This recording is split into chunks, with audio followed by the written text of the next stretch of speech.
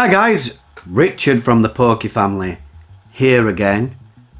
Now, it's the beginning of December, and this is something that I've been wanting to do for a while. I've been thinking about it. I don't know about you guys, but over the summer, over this past 6 to 8 months, I would say, I feel like the information flow for Pokemon Go has been fast-paced. It's been all the time, one after the other, one after the other. If it's not a new piece of cosmetic clothing in the game, it's a new loot box to get raid passes from. If it's not a new loot box, it's a new event, blah blah blah. There's so much information that's been fired out, and I figured that at the beginning of each month there's some pretty solid stuff that happens every single month, in which I can create a video and just deliver to you guys what's changed and what's worthwhile. And particularly what I'm talking about is things like shiny releases, what's in the research breakthrough box, what's changed with the research tasks themselves, etc, etc, and perhaps even potential upcoming releases in that month. So that's what I want to do in this video today, deliver to you guys a whole bunch of information, so you've got one source where you can go and say, right, that's what's happening at least at the beginning of December.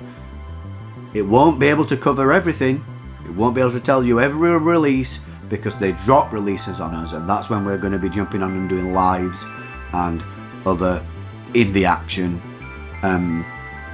videos. So this month, December 2018, we're at the end of the year, Miss Drevis has seen a shiny release. So Miss Magius, which is now available through using a Sinnoh Stone, you can evolve with a shiny and fill your Pokédex with a shiny Pokemon. Shiny releases are always exciting. They happen fairly regularly though, so keeping up with them and keeping up with which shinies are actually being released can often be quite difficult. So you now know, guys, Miss Drevis is out there. I'll get to this part later, and it is available through a research task this month, so be on the lookout for that. But I'll get to that. I'll tell you which one it is later. Now, this month's research breakthrough, so the 7-day box, the big box that has Pokeballs or rare candy or even Sinnoh Stones in, that is a bit of a crazy one this month. I'm not sure how I feel about it. I mean, the original idea behind research breakthroughs was to give rural players who don't have much access to gyms the opportunity to catch a legendary Pokemon. They've done that, it's happened, so they've had the opportunity to catch Moltres and blah blah, and all the way through up to this point. This month they've put all the legendary birds and all the legendary beasts back into the research breakthrough box, which, yes, they do need to give continued opportunity for people who perhaps missed out, new players. It's a difficult balance for Niantic to maintain, but it does seem to be fairly recently since they gave the opportunity for these things to be caught. So you've got 3 birds, Articuno, Zapdos and Moltres. I've got their numbers written down here, and you've got 3 beasts, Raikou, Entei and Suicune. Now Suicune is the one that you want to avoid like the plague. Not that you have a choice, but you don't want to see a Suicune come out of your box if you're interested in meta relevancy. Suicune is not a great Pokemon, not at all. Out of the rest, the rest of them are all okay at least. Articuno is probably the next least valuable. There are a lot more ice types that have been made available. They're not the greatest anymore. They're okay, they're still usable, they're not the greatest, but the others are pretty good. Raikou stands out at the very tippy top as being, in my opinion, the best of these 6 Pokemon, followed probably by Zapdos and then the fire types. And the fire types are good, but meta relevancy comes into play. You don't use fire types as often. I don't feel there's as much things for them to counter, at least at the moment. So Articuno Perfect 1308 CP, Zapdos Perfect 1511 CP, Moltres Perfect 1485 CP, Raikou Perfect 1479 CP, Entei Perfect 1488 CP, and Suicune Perfect is 1210 CP.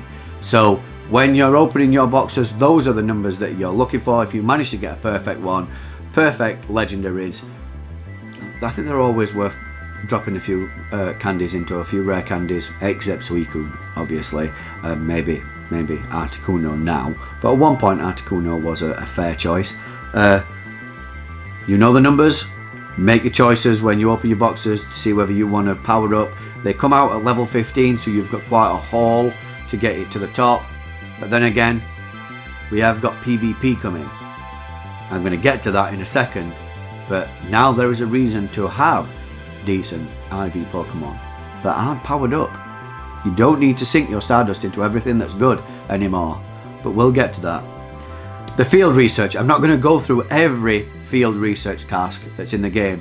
I am going to deliver to you guys the ones that I think are worth keeping, worth completing, you know, to see the results. So I broke it down into a few categories, like catch or make certain throws, etc.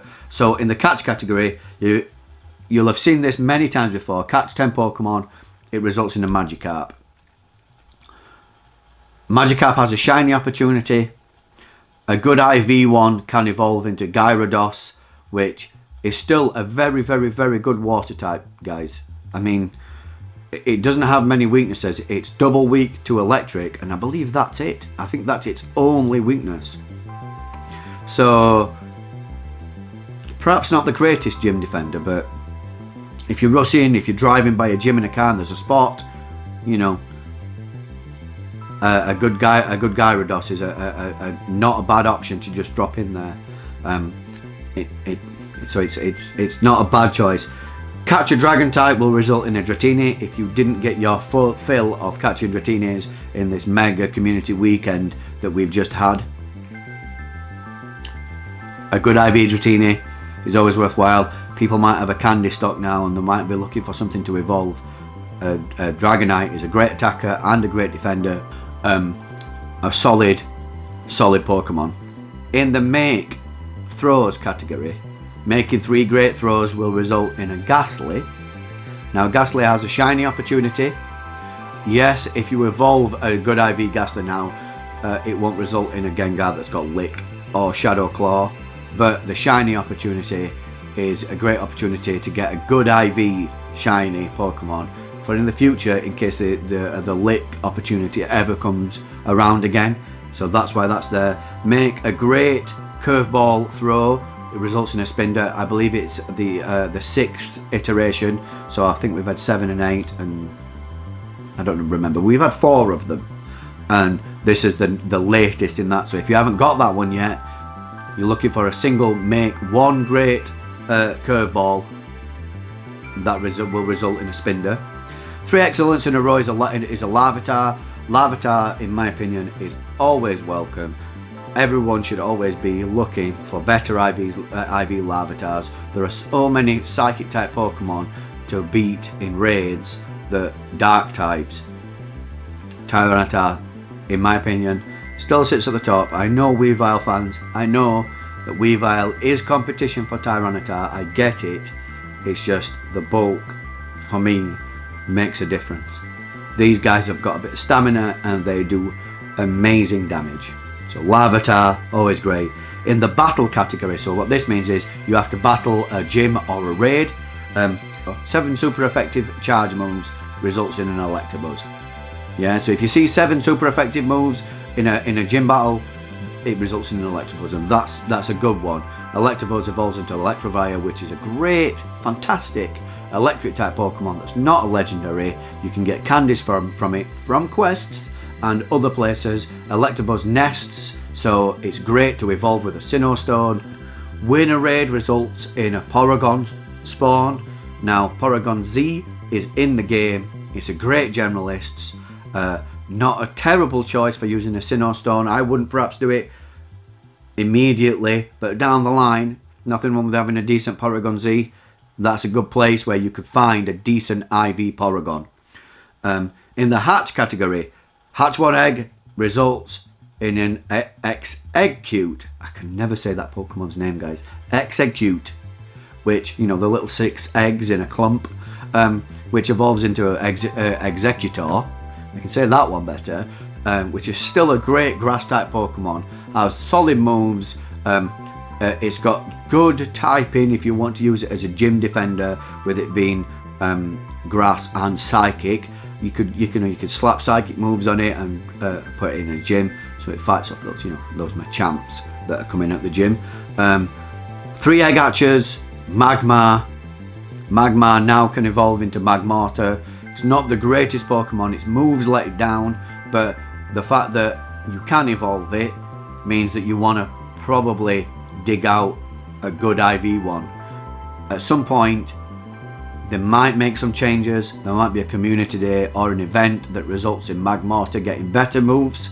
So I wouldn't necessarily evolve it right now, but stockpiling good IV Pokemon for the future is always a great idea. And then, this has happened many times before as well. 5 eggs results in a Chansey. Chansey evolves into Blissey.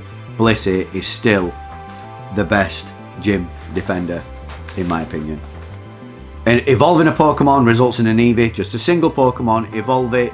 So you could evolve a Pidgey, you could evolve a Caterpie, you could evolve a Weedle, a Whismur, anything that takes 12 candy, doesn't eat up too much of your stock, and you get an Eevee. The evolutions are not always the greatest in their categories, but they do have some pretty solid uses, and some of them are really good. Vaporeon still stands out as being a very, very solid water type. Nothing holds a candle to Kyogre, but Gyarados, Vaporeon, they still stand there as being really, really good. Espeon is another one that's a solid choice in the current evolutions, and of course, at some point in the future, Glaceon and Leafeon will be released, and you want solid IV Pokemon to evolve those, definitely. Transferring 10 Pokemon, and this is the part that I talked about earlier, results in a Misdreavus spawn. So, hunt those quests, guys, those research tasks. Hunt them, get 3 in your log, then transfer 10 useless Pokemon, and you will get 3 Misdreavus opportunities. And we all know that raids and research tasks and eggs all apparently, this has been researched, result in a better chance of spawning a shiny than a wild catch. A wild catch is supposedly 1 in 450, and there are some variances in what the chances are from raids and research tasks, but 1 in 80 is something that is numbers that I've heard. So when you think, if you go out and you hunt these tasks, you know, the law of averages is more likely to be on your side to get you that shiny spawn, and you'll be the envy of your community if you manage to get there first. You know, people love a bit of a, in this game, they love to show off a little bit. I do, you know what I mean? And there's nothing wrong with that. It's cool behavior. I love to see people's cool Pokemon, and I'm pleased when people get good stuff, and this is an opportunity for you guys to be the first to have shiny Misdreavus. And then trading a Pokemon, you just trade a single Pokemon, results in a Feebas. Now, I don't particularly rate Melodic. I don't think it's a great Pokemon, but it does require quite a lot of candy to evolve. If you don't have it in your decks, here's a chance to get yourself 3 to 6 Feebas candy, and perhaps even a potential evolution candidate. It's not the worst Pokemon, it does have some uses, but Feebas doesn't spawn regularly, it's in the tasks. And then finally, the final thing that I want to talk about that's likely coming in December, there's no guarantees, they've not said, but PvP, Pokemon Go battles, however they're calling it.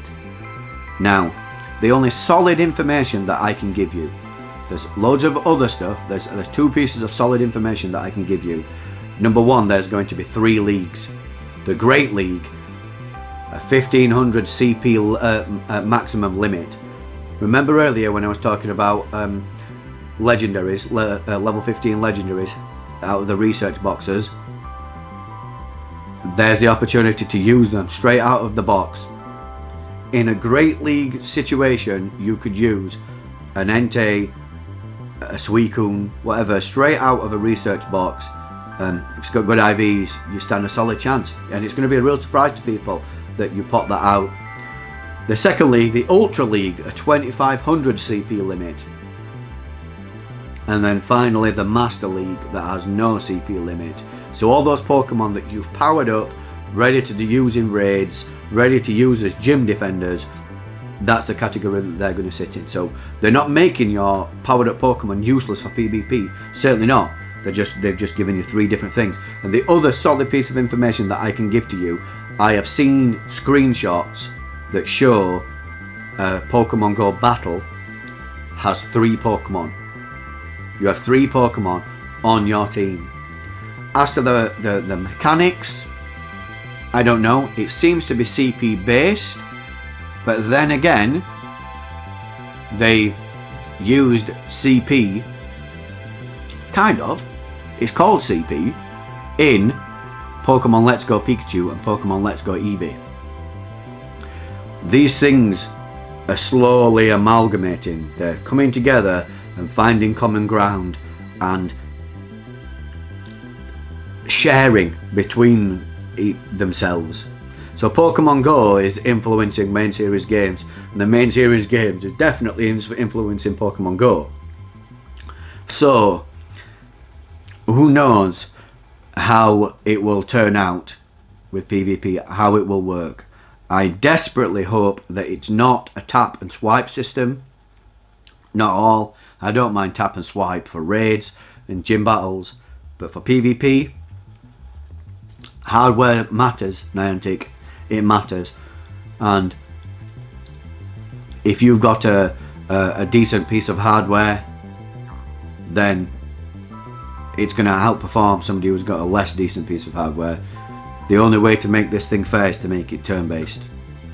I mean, anybody who's ever played any online game, an online shooter, for example, Call of Duty, it's a huge game. Everybody raves about it every year. They can't wait. But the game's influenced by technology, the internet connection that you use, the connection to the server, where the server is, the quality level of your hardware, whether you're using an older Xbox that's seen better days or an older PS4 that's seen better days. It influences the quality of the gameplay and how you connect to that game, the speed at which your system will react. I really wouldn't like to see that as a mechanic in Pokemon Go. You know, kids play this game and they deserve an opportunity, guys. They deserve an opportunity to be able to, you know, have some fairly level pegging. They've built the leagues to allow level pegging, you know? Everybody can play in the Great League. A level 5 player can play in the Great League. You know what I mean? You can go out and if you're lucky, you can catch a decent CP Pokemon, a Slowbro or whatever. Whammo. You're in, you can play, you can do it. You know? It's inclusive rather than exclusive. And that's great. That's a great move, Niantic. I'm happy with that. But please, please don't allow us to win because we have better phones. That will take the magic away, I feel. Just a little bit. I mean, it will still give people reason to meet though, won't it, guys? I mean, just like trading. All these updates that give us more reason to meet, to connect, to find other Pokemon Go players, to find friends, to interact, to share, you know what I mean? Brilliant. Oh, one more thing. Please don't make it team-based. Please don't make it team-based. If you can do doubles, I want to be able to team up with Mystics and Instincts. You know, we're a community. I've got friends in every team. You know, I've got friends in Team Valor. You can see that I'm a Team Valor player. I love being Team Valor. But, you know, we're rivals, not enemies. You know, just like the main series game, you have a rival, not an enemy. He's a childhood friend. That's what we're doing with Pokemon Go. Creative friendships. here we go. That's the end of my news roundup for December 2018. Hopefully this is something that we're going to be able to hit every single month, so you guys have got a place to look to get some very basic information on where you're at in Pokemon Go that month. I'll see you guys in the next video.